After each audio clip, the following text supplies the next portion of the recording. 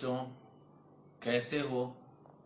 आज हम लोग आगे का टॉपिक कंटिन्यू करेंगे और पढ़ेंगे solution of liquid in liquid, और ऐसा सॉल्यूशन जिसमें वॉल्यूम चेंज नहीं होता है, वॉल्यूम सेम रह जाता है मिक्स करने के बाद। कहने का मतलब है 100 ml और प्लस 100 ml दो सॉल्यूशन ये लिक्विड को मिक्स करेंगे तो वॉल्यूम कितना मिलेगा, 200। क्यों चेंज नहीं होगा और कैसे चेंज नहीं होगा, इसके बारे में पढ़ेंगे। बच्चे इसमें बताऊं, किसी भी सब्सटेंस के बारे में जब बात करते हैं पूछते हैं उसका फंडामेंटल प्रॉपर्टीज क्या होता है एनी सब्सटेंस का। और अगर मान लो कोई पूछ ले लिक्विड का, ठीक, जनरली लोग कहते हैं मोल होगा, फिर उसका स्ट्रक्चर होगा, डेंसिटी होगा, कोई और चीज आइडिया लगाते हैं। मगर ये सारी बातें गलत है। दो सब्सटेंस का मोलर मास सेम हो सकता है, जैसे N2 और CO 28 दोनों का। कई एक सब्सटेंस का मोलर मास सेम होता है, स्ट्रक्चर सेम होता है, मगर किसी भी दो लिक्विड और सब्सटेंस का सेम टेम्परेचर पर वेपर प्रेशर सेम नहीं हो सकता, राइट। तो वेपर प्रेशर किसी भी लिक्विड का फंडामेंटल प्रॉपर्टीज है और ये सिर्फ और सिर्फ टेम्परेचर पर डिपेंड करता है और किसी चीज पर डिपेंड नहीं करता है, राइट। क्लियर? चलिए अब आगे कंटिन्यू करते हैं, देखते हैं कि क्या क्या कहता है राउल्ट्स इसके बारे में, राइट। ओके बच्चे, ओके। सॉल्यूशन चैप्टर पढ़ रहे थे बेटे। आज आपका टॉपिक है solution of liquid in liquid. Solution of liquid in liquid, right. हो गया solution of liquid in liquid, और इसको कहते हैं Raoult's law. Raoult's law for ideal solution. Raoult's law for ideal solution जब भी कहेगा तो हम लोग यही लिखेंगे, Raoult's law of ideal solution, solution of liquid in liquid, right बच्चे। इनकी जो एक मेन बात कही इन्होंने कि vapour pressure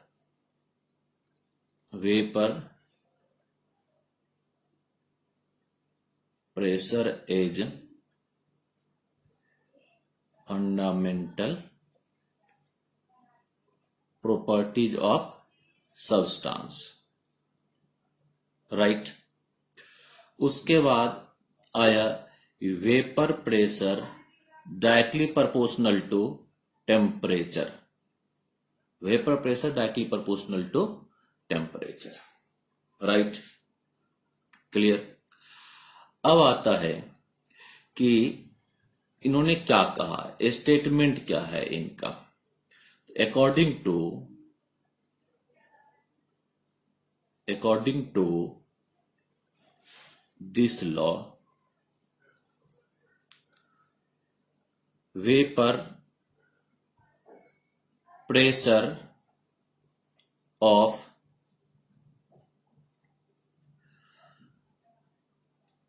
ideal solution containing volatile liquid is directly proportional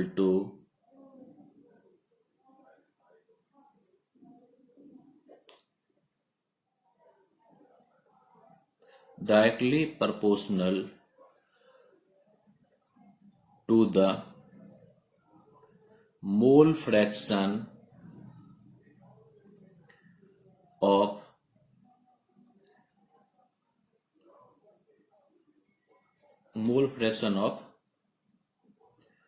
solute in solution, right बच्चे। अब देखोगे ये कैसे हुआ। According to this law, vapor pressure of ideal solution containing volatile liquid is directly proportional to mole fraction of solute in solution, right। इनका कहना था कि दो सॉल्यूशन है, सॉरी एक सॉल्यूशन है, तो सॉल्यूशन किसका बना होता है? ए प्लस बी, यानी सॉल्वेंट प्लस सॉल्यूट, राइट। हो गया। अब देखोगे बेटे क्या होगा, pressure of A equal to P note A into chi of A, right. यहां पर पी ए है vapour pressure of substance in solution, और P note A vapour pressure of substance pure substance, right. Similarly क्या होगा, pressure of B equal to P nought B into chi B, right. अब pressure of solution इन्हीं दोनों component का सम है, जो हम लोग डाल्टन्स लॉ में पढ़ते हैं, pressure of A plus pressure of B, right. अब देखोगे हमारा इक्वेशन 1 है, ये हमारा इक्वेशन 2 है, और ये हमारा इक्वेशन 3 है, ठीक है, क्लियर। अब क्या हो गया, pressure of solution equal to कितना होगा, इक्वेशन फर्स्ट और सेकेंड को इसमें जोड़ देते हैं। Pressure of solution equal to कितना हो जाएगा, P note A into chi A plus P note B into chi B. हो गया, आगे बात समझ में। उसके बाद फिर क्या होता है, pressure of solution equal to क्या हो जाएगा, पी नोट ए, और इसको क्या कर सकते हैं, 1 माइनस काई बी लिख सकते हैं, plus P note B into chi B. Chi A को 1 माइनस काई नोट बी लिख सकते हैं, क्योंकि हमें पता है chi of A plus chi of B equal to कितना होता है, 1 होता है, राइट। अब ये P S equal to P note A minus P note A into chi B, और प्लस क्या होगा, P note B into chi B. एक स्टेप और आगे करते हैं, क्या करते हैं, P S equal to P note A plus P note B into chi B minus P note A into chi B कर लेते हैं। कुछ नहीं किया हमने, P note A into chi B को माइनस को दूसरी तरफ ले आए। अब क्या होता है, काई बी यहां से कॉमन आ सकता है। P S equal to P note A plus P note B minus P note A into chi B, right. हो गया। अब देखोगे P note A, P note B और P naught minus A, right. ये term constant रहता है, किसी भी दो सब्सटेंस का वेपर प्रेशर सिर्फ क्या होता है, किसी भी सब्सटेंस का वेपर प्रेशर सिर्फ और सिर्फ टेम्परेचर डिपेंडेंट है। हमने टेम्परेचर चेंज नहीं किया है, इसलिए कांस्टेंट रहेगा। इसको हटा देते हैं तो pressure of solution equal to हो जाएगा directly proportional to chi B. यही तो राउल्स ने कहा था कि भाई क्या होता है, the vapour pressure of solution containing volatile solute is directly proportional to mole fraction of solute, right बच्चे, क्लियर हो गया, ये बात आ गई। अब ठीक, ये ऐसा कई बार आता है कि सर ये तो आपने सॉल्यूट ले लिया, काई भी प्रूव हो गया। अगर हम क्या करें यहां पर इस वाले पोर्शन पर कि हमने इसको काई बी को 1 माइनस काई ए कर लेते, ठीक है, तो क्या हो जाता, यहां पर काई ए आ जाता, राइट, क्लियर। मगर यहां पर काई ए को चेंज करते तो सॉल्वेंट चेंज करने से सॉल्यूशन ही चेंज हो जाता। सॉल्यूशन सेम है, उसमें सॉल्यूट हम ऐड करते जा रहे हैं तो उसका वेपर प्रेशर चेंज कर रहा है, इसलिए हम लोग काई बी के टर्म में बात करते हैं, काई ए के टर्म में बात नहीं करेंगे, क्लियर। उसके बाद एक चीज और देखिएगा कि कभी भी जब आपका न्यूमेरिकल गिवन होगा कोई भी, तो आपका बी पार्ट वही होगा जो क्या होता है इसमें, पी नोट बी, वो हमेशा ग्रेटर देन होगा पी नोट ए, राइट। तब ये टर्म लीजिएगा, आपका क्या होगा, P note B minus P note A, ये टर्म पॉजिटिव आएगा, और वेपर प्रेशर हमेशा पॉजिटिव टर्म होता है, कभी नेगेटिव नहीं होता। That's why P note B is greater than P nought A, right. उसके बाद क्या आता है, ये ग्राफ, ठीक है, draw the graph of ideal solution, draw the graph of ideal solution। देखो बेटे, क्या करते हैं हम लोग,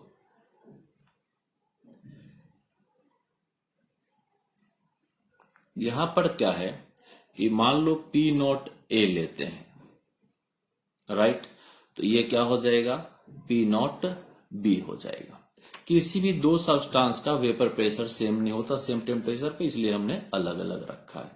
यहां पर काई ऑफ A कितना होगा 1 और काई ऑफ B कितना हो जाएगा 0, और यहां पर काई ऑफ A कितना हो जाएगा 0 और काई ऑफ B कितना हो जाएगा 1, क्योंकि दोनों का सम 1 होता है। इधर काई ऑफ A डिक्रीज हो रहा है, काई ऑफ B इंक्रीज हो रहा है, लेफ्ट टू राइट, राइट। अब देखोगे क्या होता है, काई ऑफ A डिक्रीज कर रहा है, इसका वेपर प्रेशर डिक्रीज करेगा, और जहां पर इसका 0 हो जाता है काई, वहां पर इसका वेपर प्रेशर भी 0 हो जाएगा। सिमिलरली B का इंक्रीज करता जा रहा है तो B का इंक्रीज करता जाएगा, राइट।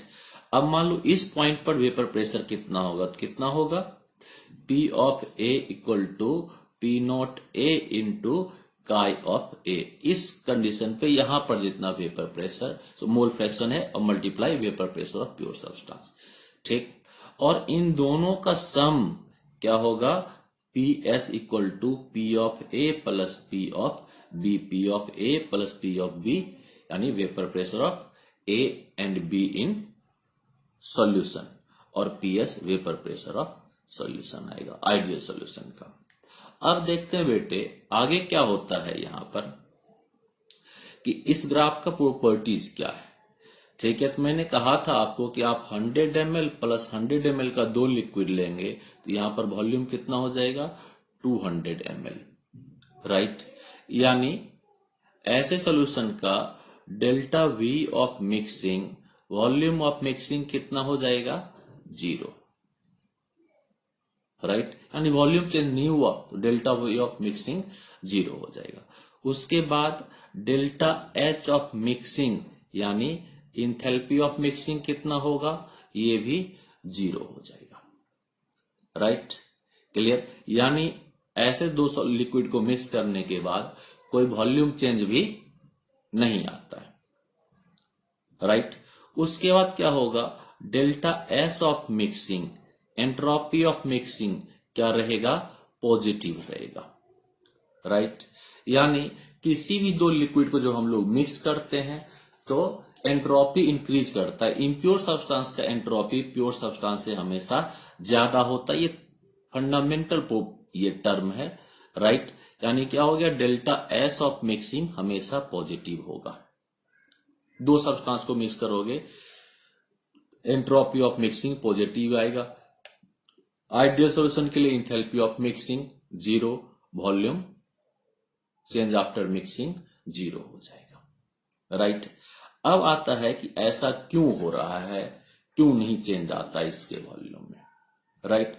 ऐसा इसलिए होता है कि हम अगर देखें बॉन्ड लेंथ के टर्म में, बॉन्ड लेंथ जितना A और A यानी सॉल्वेंट मॉलिक्यूल्स का है, ठीक है, इक्वल टू हो रहा है बॉन्ड लेंथ ऑफ B और B मॉलिक्यूल्स का,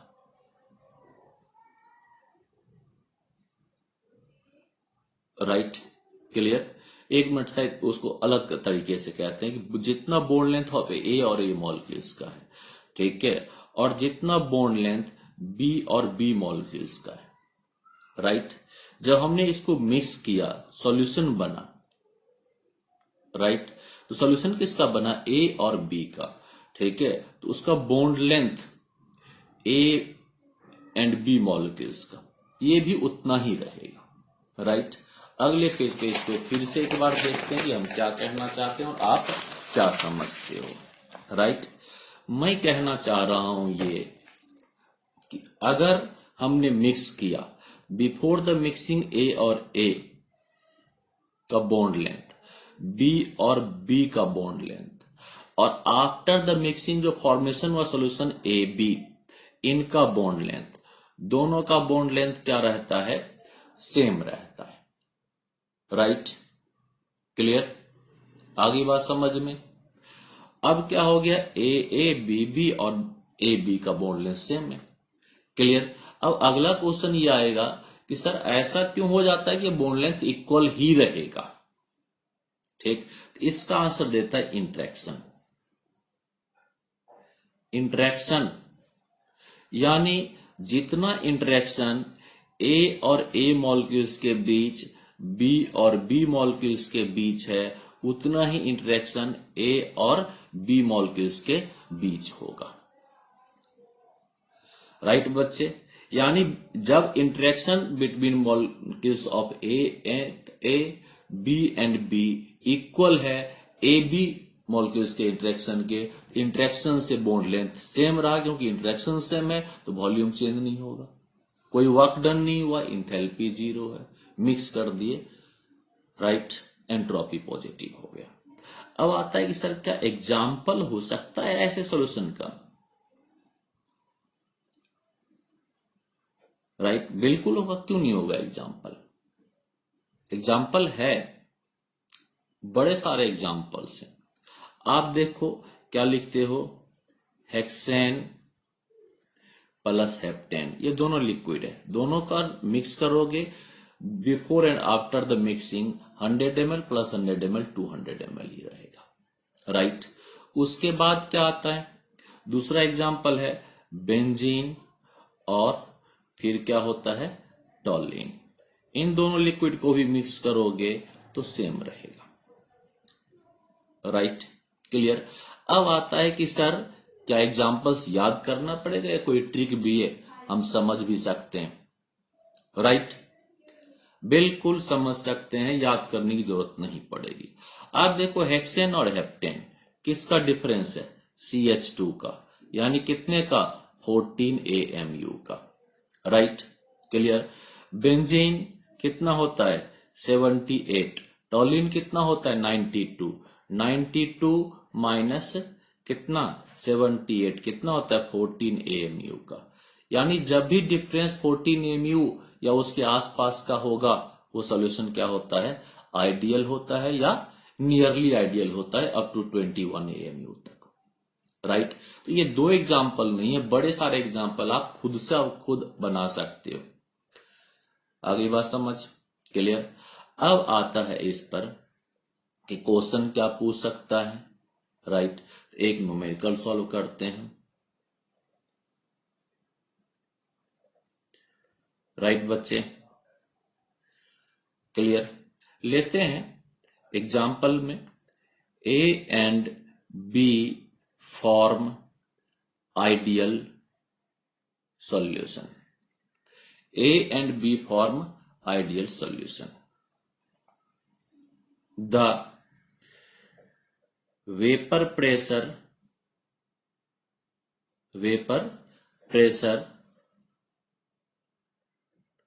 of pure A and B are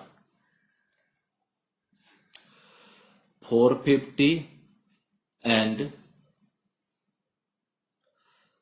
500 mmHg. Calculate vapor pressure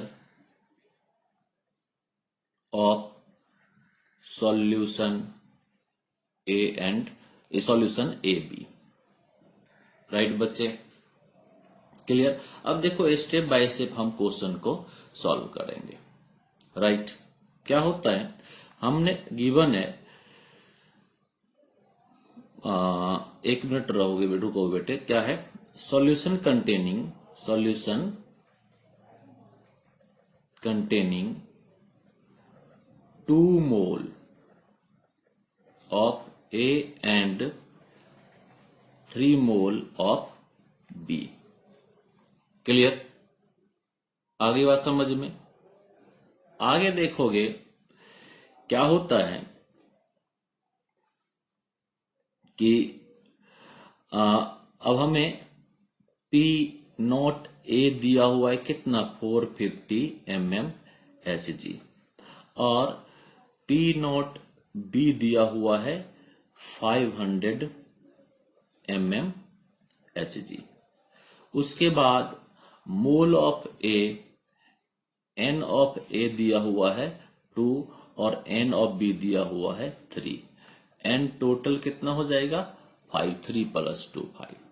right, clear.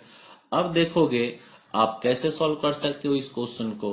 ठीक है, तो P ऑफ ए निकालो, क्या होगा P naught A into chi of A. Right, clear. तो क्या हो गया यहां पर P of A equal to कितना हो जाएगा, P नोट ए कितना है 450 और इंटू काई ऑफ ए कितना हो जाएगा 2 मोल अपॉन में 5 मोल। राइट, इसको आप सॉल्व कर दो, क्या हो गया 9 और 0 90 इंटू 2 180 mm Hg। उसके बाद pressure of B equal to कितना हो जाएगा P not B into chi of B, यानी P ऑफ बी कितना हो जाएगा 500 इंटू काई ऑफ बी, यानी कितना होगा 3 अपॉन में 5। ये कितना हो गया 100, सॉल्व कर लोगे कितना हो जाएगा 300 mm Hg। Pressure of solution equal to कितना हो जाएगा P of A plus P of B. Right, कितना हो गया ये 180 plus 300 mm Hg। Clear, solve कर देंगे कितना हो जाएगा 480 mm Hg। Right, clear. ये एक मेथड हो गया बच्चे न्यूमेरिकल सॉल्व करने का। राइट, ये न्यूमेरिकल था हमारा, हमने इसको सॉल्व कर लिया। अब आता है हम इसको सेकेंड मेथड से कैसे सॉल्व कर सकते हैं। सेकेंड मेथड, क्लियर, जो मेथड याद हो जाए उसी से आप सॉल्व कर दो। सीधा इक्वेशन लिखते हैं पी एस इक्वल टू कितना हो जाएगा P nought A plus P not B minus P nought A into chi of B. Right, mole fraction of B पे डिपेंड करता है। अब देखोगे पी एस इक्वल टू हमारा कितना है 450। राइट, और P नॉट बी कितना है P नॉट बी है 500 माइनस 450। क्लियर। अब देखो यहां पॉजिटिव टर्म आ रहा है, P नॉट बी को हमने भरा लिया है, जो बड़ा है वो P नॉट बी होगा, इनटू क्या होगा मोल फ्रैक्शन ऑफ बी, यानी कितना 3 मोल अपॉन में टोटल मोल कितना हो जाएगा 5 मोल। क्लियर। अब क्या करेंगे हम लोग यहां पर P S equal to 500 minus 450 कितना हो गया 50 इंटू 3 अपॉन में 5। राइट, कैंसिल कर दिया, ये कितना आ जाएगा, ये हो गया 10 और इंटू 3 30।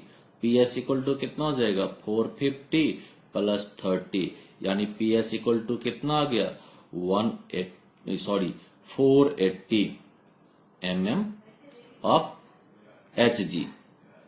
क्लियर, आ गई बात समझ में बेटे। अब आप क्या करोगे, सेम इसी टॉपिक पर आज अपने आप से क्या करना है, एग्जाम्पल इन टेक्स्ट और एक्सरसाइज का क्वेश्चन एनसीईआरटी बुक से सेलेक्ट करना है और उसको सॉल्व करना है। Right, clear. जो एक क्वेश्चन मैंने सॉल्व किया है ये क्वेश्चन इंपॉर्टेंट है, इसी बेसिस पे मोल और डाटा चेंज करके देता है। आप कभी ये नहीं कह सकते कि जो सर एनसीईआरटी का क्वेश्चन है उसमें से कौन सा इंपॉर्टेंट है। जैसे कि मैं बाकी चैप्टर में बताया था वैसा कोई इंपॉर्टेंट क्वेश्चन नहीं है, यहाँ पे डाटा चेंज होकर नया क्वेश्चन आता है, बाकी टॉपिक की तरह नहीं है कि हाँ सर ये क्वेश्चन बताए थे ये कर लेते हैं यही रहेगा। क्लियर। अगली क्लास में हम लोग आगे का टॉपिक पढ़ेंगे जिसमें क्या होगा वॉल्यूम सॉल्यूशन का बढ़ भी सकता है और घट भी सकता है। ओके।